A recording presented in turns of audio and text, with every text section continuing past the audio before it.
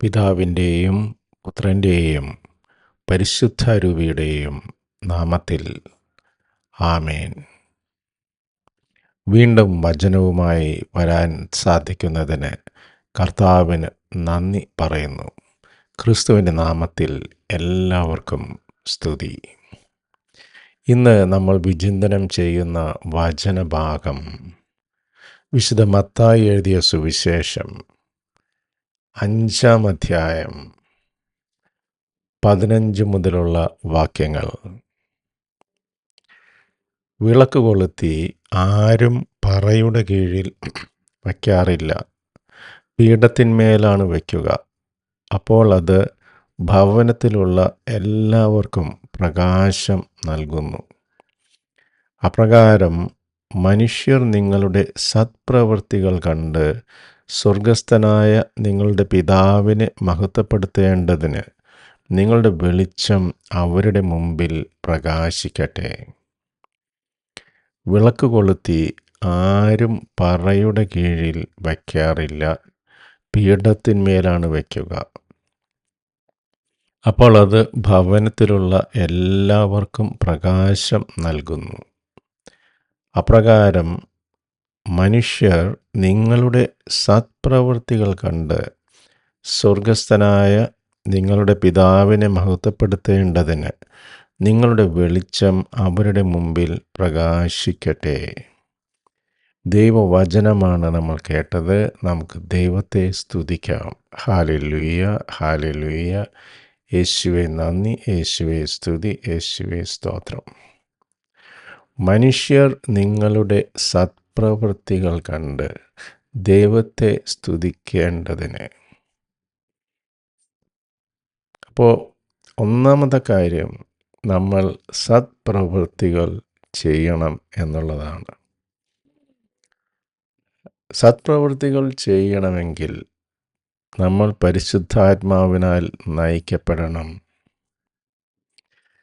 നമ്മുടെ കാവൽ മാലാഖമാരുടെ സ്വരം നമ്മൾ ശ്രവിക്കണം. ക്രിസ്തുവിൻ്റെ പാതയിലൂടെ നമ്മൾ നയിക്കണം. ക്രിസ്തുവിൻ്റെ വെളിച്ചം നമ്മളിൽ നിറയണം. അപ്രകാരം നമ്മുടെ മാംസം വചനമായി തീരണം, വചനാധിഷ്ഠിതമായി തീരണം. നമ്മൾ ക്രിസ്തുവിൽ ക്രൂശിക്കപ്പെടണം. ആ ഒരവസ്ഥയിൽ നമ്മൾ സത്പ്രവൃത്തികൾ ചെയ്യുന്നവരായി മാറും. സത്പ്രവൃത്തികൾ ചെയ്യാതിരിക്കാൻ നമുക്ക് സാധ്യമല്ലാതായി തീരും. ഒരുപക്ഷെ ആ നിലയിലേക്ക് എത്തുന്നത് വരെ നമ്മൾ രഹസ്യത്തിൽ ക്രിസ്തുവിനെ ധ്യാനിക്കേണ്ടിയിരിക്കുന്നു. അപ്പോൾ നമ്മൾ ക്രിസ്തുവിനെ നോക്കുമ്പോൾ തന്നെ ഏകാന്തമായ പ്രാർത്ഥന ക്രിസ്തുവിൻ്റെ അനുദിന ജീവിതത്തിൻ്റെ ഭാഗമായിരുന്നു. തന്നെ അയച്ചവനുമായുള്ള ഒരു സംസാരം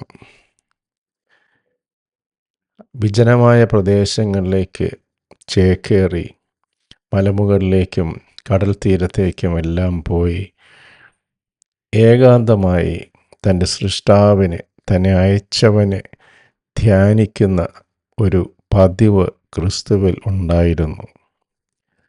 ആ ഒരു ഏകാന്ത പ്രാർത്ഥന നമ്മൾ നമ്മുടെ ജീവിതത്തിൽ പകർത്തി നമ്മുടെ ജീവിതത്തിൽ ഒരു ധ്യാനം കൈവരിക്കുമ്പോൾ നമ്മൾ ക്രിസ്തുവിൻ്റെ പ്രകാശത്തിൽ നിറയുകയും നമ്മുടെ പ്രകാശം മറ്റുള്ളവരുടെ ഇടയിൽ മറ്റുള്ളവർക്ക് വളരെ വിസിബിളായി മാറുകയും ചെയ്യും.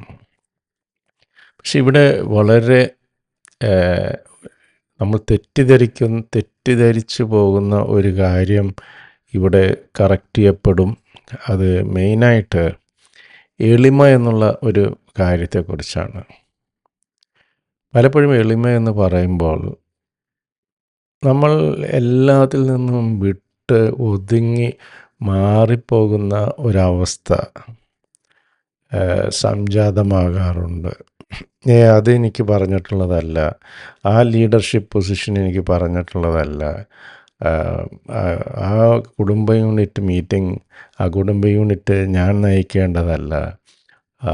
ആ ബൈബിൾ റീഡിങ് ഞാൻ ചെയ്യേണ്ടതല്ല, എനിക്കതിനുള്ള യോഗ്യതയില്ല എന്നൊക്കെ പറഞ്ഞ് മാറി മാറി പോകുന്ന ഒരവസ്ഥ. അത് തെറ്റാണ്. ക്രിസ്തുവിനാൽ പ്രചോദിതരായി ക്രിസ്തുവിന് നിരക്കുന്ന കാര്യങ്ങൾ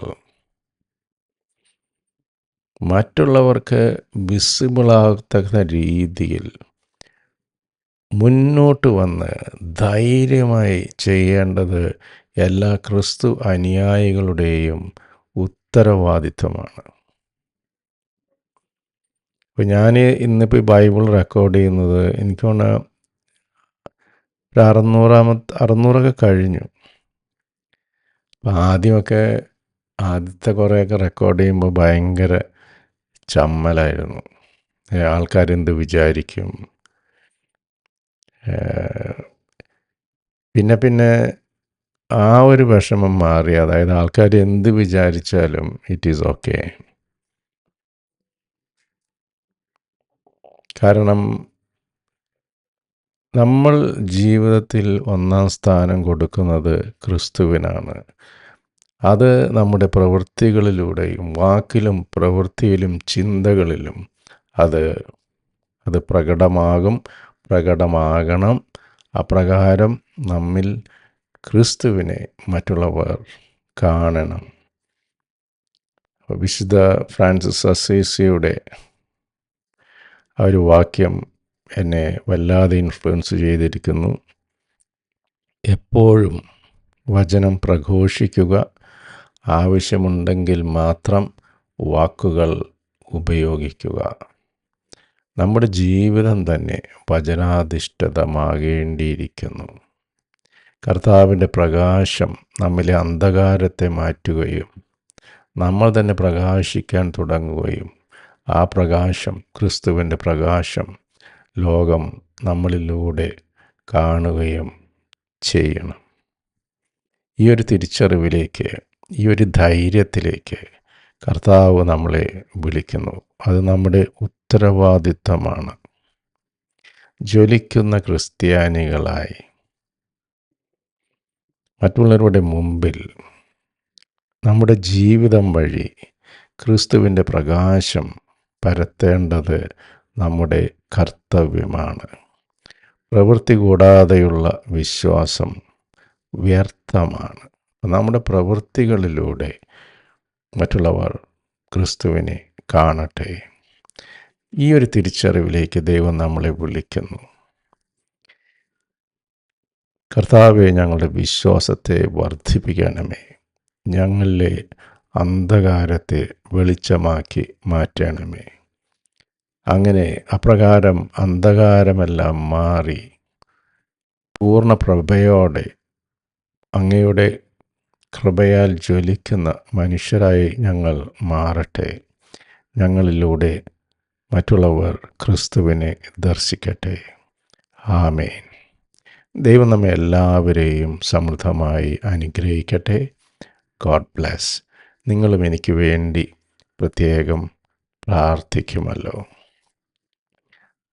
ഇന്നത്തെ വചനഭാഗം, വിളക്ക് കൊളുത്തി ആരും പറയുടെ കീഴിൽ വയ്ക്കാറില്ല, പീഠത്തിന്മേലാണ് വയ്ക്കുക.